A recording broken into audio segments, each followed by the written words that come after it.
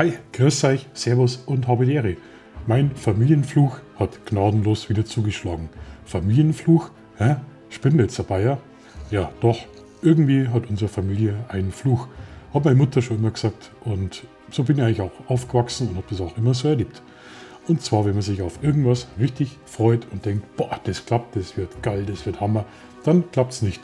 Und das war immer 100% so. Nun, jetzt hat es mit der Wohnung geklappt und wenn mal irgendwas bei mir klappt, dann kommt das dicke Ende immer am Schluss. Und was mir jetzt alles passiert ist in den letzten 2-3 Tagen und mich gerade momentan auch wirklich komplett fertig macht, das erzähle ich euch einfach jetzt.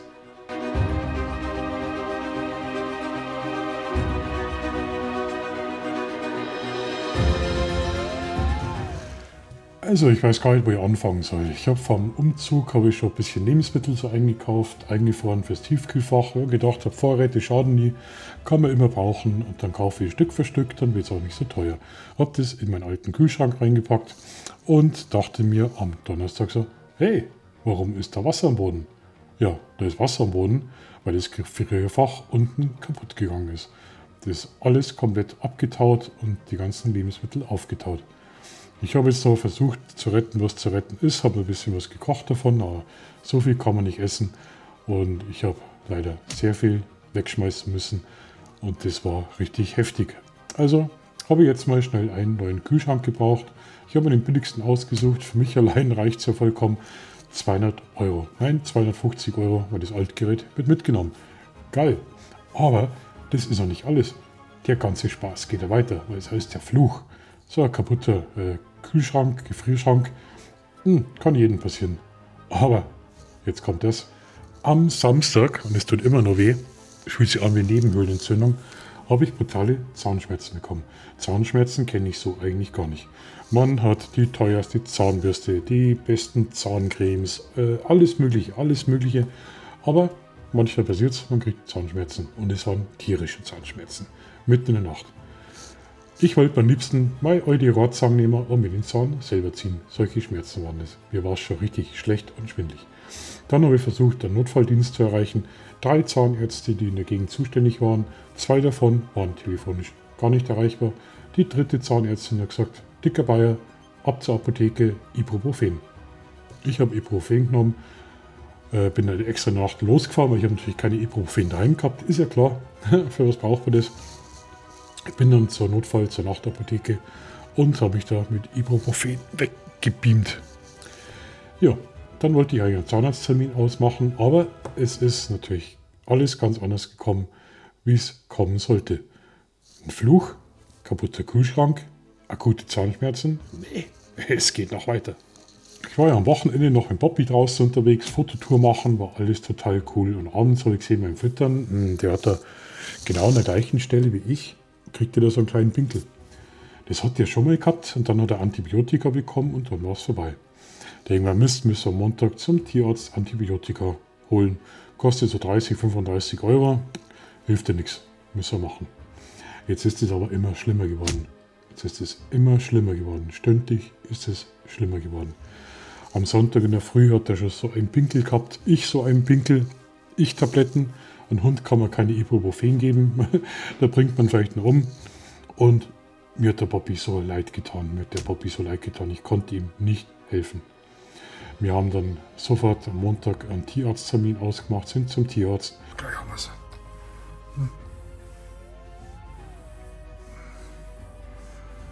Gleich fahren wir. Ich komm. Nein, ich komm gut. Komm. Halsband brauchen wir. So, fix und fertig. Wir fahren jetzt zum Tierarzt. Scheiße, das muss operiert werden. Poppel, fahren wir. Ja, fahren wir. Und leider, Bobby muss operiert werden. Morgen hat er einen Termin. Ich nehme euch da nicht zur OP mit, aber ich zeige es euch, wie es ihm geht. Heute hat er Nassfutter bekommen, dass man nicht so stark kauen muss. Normal kriegt er Trockenfutter. Und das ganze Auge ist mittlerweile schon zu und das tut mir so im Herzen weh und ich kann ihm nicht helfen. Er hat Schmerzmittel gespritzt bekommen. Jetzt schläft er Gott sei Dank. Er zeigt jetzt auch keine Schmerzen, nicht, dass er irgendwie jault oder heult oder winselt, Gott sei Dank. Jetzt müsst ihr die Nacht noch durchstehen und ja, richtig kacke. Die scheiß OP kostet über 500 Euro und das ist für mich richtig sehr viel Geld. Aber es gibt keine Option für mich. Es gibt keine Option. Was will man machen? Jetzt werdet ihr wahrscheinlich sagen, okay, gut, pass auf, man holt sich keinen Hund, wenn man sich um den Hund finanziell nicht kümmern kann. Ja, genau das war immer meine Einstellung. Deswegen habe ich lange Zeit, viele Jahre keinen eigenen Hund gehabt. Ist auch ein Grund, warum dass ich keine eigenen Kinder habe. Weil ich immer gesagt habe, mir ist es unsicher, wenn es sich 100% alles geregelt ist, dann möchte ich das nicht, weil ich für jemanden auch finanziell natürlich gerade stehen will. Aber wie bin ich jetzt zum Bobby gekommen? Das ist ganz einfach. Und zwar folgendes: Bobby war aus der griechischen Tötung, ist nach Deutschland geholt worden und war da privat in einer Auffangstation mit ungefähr 20 Hunden in einem Außenzwinger. Und das Rudel hat den so unterbuttert und weggebissen, der war total fix und fertig. Nachdem ich immer Pflegehunde gehabt habe, habe ich gesagt, okay, ich nehme den Pflegehund, so 2, 3, 4 Wochen, geht in Ordnung, kann ich machen, aber ich möchte keinen eigenen Hund, weil wenn der alt wird, finanziell ist, ich kann das nicht stemmen. Dann hat es geheißen, ja, pass auf, das wäre toll, liebevoller Platz und so. Und ich habe Bobby auch ins Herz geschlossen, so ist es nicht. Hätte mir sehr wehgetan, den wieder herzugeben. Und als geheißen, macht er keine Gedanken, wenn irgendwie Tierarztkosten auflaufen sollten, wenn irgendwie ein Notfall ist, meldest dich und wir kommen für die Tierarztkosten auf. Hauptsache, der Bobby hat einen guten Platz. So, und jetzt ratet mal, wer von dem Versprechen nichts mehr weiß. Ich bin leider dem Verein richtig auf den Leim gegangen. Die haben einen Problemhund weniger gehabt, haben mir irgendwelche Sachen versprochen, auf die ich mich verlassen habe, weil mir gedacht habe, unter Tierschützern kann man sich ein bisschen vertrauen. Nee, ist nicht so. Ja, scheiße, ich weiß noch nicht, wie das alles machen soll. Irgendwie muss es gehen, weil so lassen kann man es nicht. Wie gesagt, ich kann den Hund nicht anschauen. Ich werde mir jetzt vielleicht eine Papiertüte drüber sitzen und so Augen ausschneiden. Nee, Spaß. Wir müssen jetzt noch ein paar Stunden aushalten bis morgen. Und beim Tierarzt war er total brav und ich hoffe, die OP geht gut. Wenn ihr das Video anschaut, ihr wisst schon, wie es ausgeht. Ich weiß es jetzt noch nicht. Ja, und jetzt sagt es mir, dass das kein Fluch ist. Ja, also, wir sehen uns morgen. Ich halte euch auf dem Laufenden. Ciao.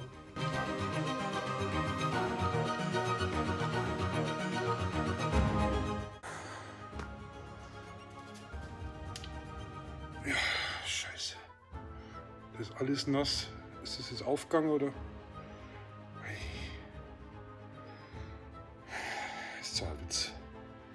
Das hätte eigentlich gestern operiert werden sollen. Nicht. So, wir haben die Nacht einigermaßen überstanden. Neues Update. 1 Stunde müssen wir jetzt so warten. Es ist kurz vor 10. Um 11 Uhr hat er einen Termin. Das Auge schaut noch schlimmer aus. Ich habe gedacht, das ist jetzt irgendwie aufgegangen. Jetzt. Ich pack das nicht mehr, das Warten. Ja, es ist einfach Kacke. Es schaut einfach noch beschissen aus. Ja. Also anscheinend ist das Auge da irgendwie voll am Tränen. Jetzt wird es richtig Zeit, dass wir fahren. Okay. Ja, jetzt ist 9:45, Bobby. Ja, ich weiß, du hast Schmerzen, gell? Scheiße, aber gleich hast du es geschafft. Gleich hast du es geschafft, kleiner Mann. Scheiße. Es ist scheiße. Ich könnte so grantig sein, echt.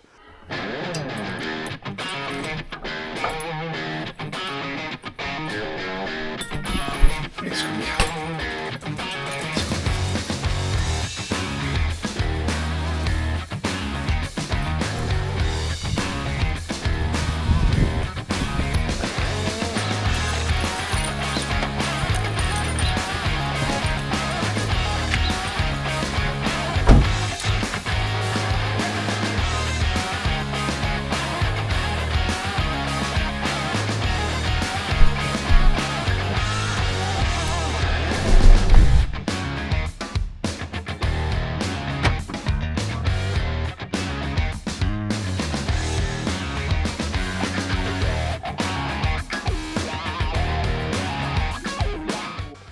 So, jetzt waren wir beim Tierarzt. Jetzt haben wir noch ein bisschen warten müssen. Bobby total geduldig da gesessen, bestimmt 20 Minuten. Total brav. Alle Leute hat er begrüßt. Jetzt hat er seine Einschlafspritze bekommen. Ich habe ihn rüber in die Box getragen, wo er einschlafen kann. Die Spritze zwickt ein bisschen, die kommt genau in die Muskel rein. Er hat nicht einmal mit den Augen gezwinkert. Total tapfer, wirklich total tapfer. Jetzt bin ich wieder nach Hause gefahren, Handy ist auf laut, jetzt warte ich auf den Anruf. Jetzt schauen sie, was machen. Jetzt wird er erstmal geröntgt, damit sie überhaupt feststellen können, was genau fehlt. Mein Puls ist auf 235.000. Man macht sich ja doch Gedanken, ist er doch mein bester Freund und mein einzigster Kontakt irgendwie so jeden Tag. Und naja, man macht sich schon Gedanken. Malt sie aber nicht das Schlechteste aus, das darf ich nicht, weil sonst würde ich durchdrehen. Noch mehr Verlust packe ich nicht. Und jetzt gibt es erst mal einen Kaffee und dann warte ich auf den Anruf und dann wird schon alles gut gehen. So, jetzt habe ich gerade Bescheid gekriegt, ich darf einen Bobby holen. 15 Uhr haben es ungefähr geschätzt, jetzt ist es 3:30. Jetzt habe ich schnell eine Kleinigkeit noch gekauft, das kleines Dankeschön. Und jetzt fahren wir ganz schnell hin und holen ihn ab.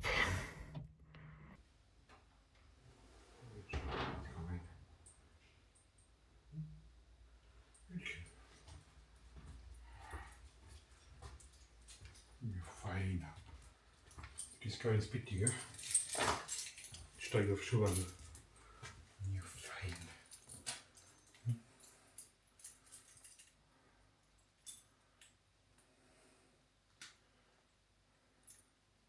Schau, ich bitte habe schon hergekriegt. Ja, fein. Feine Puppe. Hat es geschafft.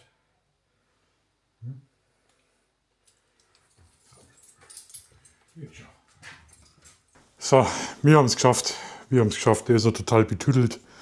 Ich tue ihm jetzt den Verband runter von der Infusion. Ich habe ihn jetzt ins Auto rein und rausgetragen. Die paar Meter da vom Auto in die Wohnung hat er von allein geschafft. Bei der Treppe ist hinten ein bisschen, nicht schlimm, aber ein bisschen weggeknickt. Habe ich ein bisschen gestützt und jetzt hat er es geschafft. Ja, also wie gesagt, einige Zähne gezogen. Jetzt haben wir hier Antibiotika, dann haben wir hier den Zahnpass, den fotografiere ich total spannend eigentlich. Ich habe gar nicht gewusst, dass es sowas auch für Tiere mittlerweile gibt. Dann haben wir noch Schmerztabletten, die kriegt er ab morgen, heute nicht mehr, weil er steht unter Schmerztabletten. Und da haben wir die Rechnung 550 €, aber naja, scheiße. Ich bedanke mich vielmals für das Video. Das war diesmal ein sehr emotionales und vor allem privates Video von mir. Mal was komplett anderes. Aber so ist das Leben. Wird euch bestimmt genauso gehen. Ihr könnt es ja gerne in die Kommentare schreiben, wenn ihr auch Haustiere habt. Bei einigen von euch weiß es ja. Auch, dass da manchmal auch richtig Drama sein kann. Ist leider so mit Tieren. Und ich hoffe, ihr habt euch das Video bis zum Ende angeschaut. Und für ein Like und so weiter, Abo würde mich total freuen. Und ja, jetzt wenn der Bobby fit ist, ungefähr eine Woche wird es dauern. Dann gehen wir wieder raus. Hoffe, das Wetter wird besser, weil jetzt haben wir richtig viel Schnee, brutal innerhalb von einem Tag, tiefster Winter. Und dann gehen wir wieder raus und machen Fotos und Videos. Und dann hoffe ich, kann ich mal richtig loslegen und euch Bergen zeigen. Also vielen Dank und jetzt brauchen wir zwei erstmal Ruhe. Achso, Abgasuntersuchung und TÜV hat er auch bekommen. Ich habe gesagt, wenn der Dackel in der Werkstatt ist, sollen sie alles auf einen Rutsch machen. Also, ciao, servus und habe die Ehre.